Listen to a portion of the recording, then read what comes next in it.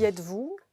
Je suis réalisatrice de films et j'écris aussi. J'ai écrit du théâtre. Maintenant, j'écris plus des essais. J'écris entre la fiction et le documentaire. Enfin, j'écris à des endroits, frontières comme ça. Comment êtes-vous devenue réalisatrice?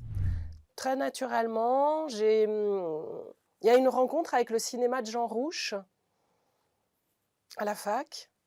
Je crois que j'ai très vite voulu devenir, une femme à la caméra, voyager avec une caméra. J'ai très peu voyagé en fait, mais j'ai très vite appris à filmer et énormément aimé filmer et avoir une caméra et être dans le monde avec une caméra.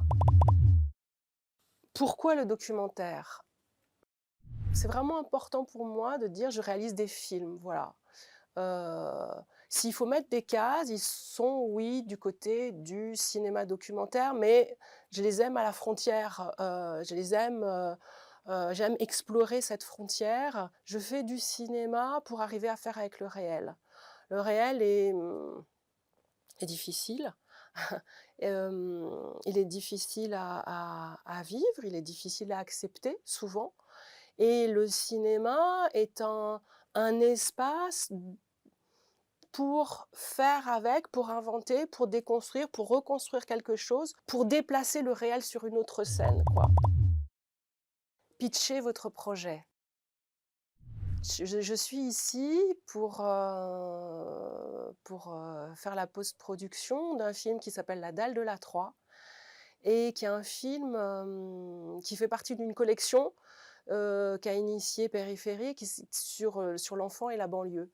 Et dans ce film, je vais à la rencontre d'enfants dans un lieu très particulier qui est exactement à la frontière entre Montreuil et Bagnolet, donc en région parisienne. Et c'est une sorte de parc qui a été construit au-dessus de l'autoroute A3. Donc un lieu complètement improbable et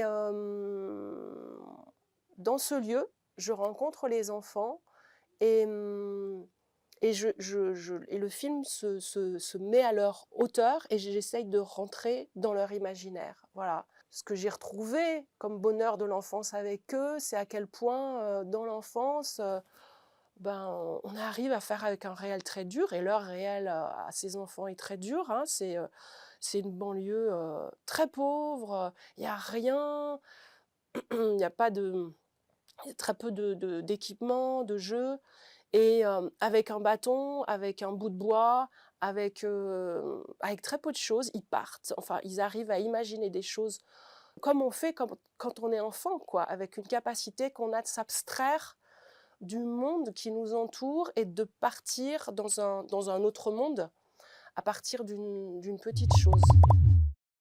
Un coup de gueule ou un coup de cœur?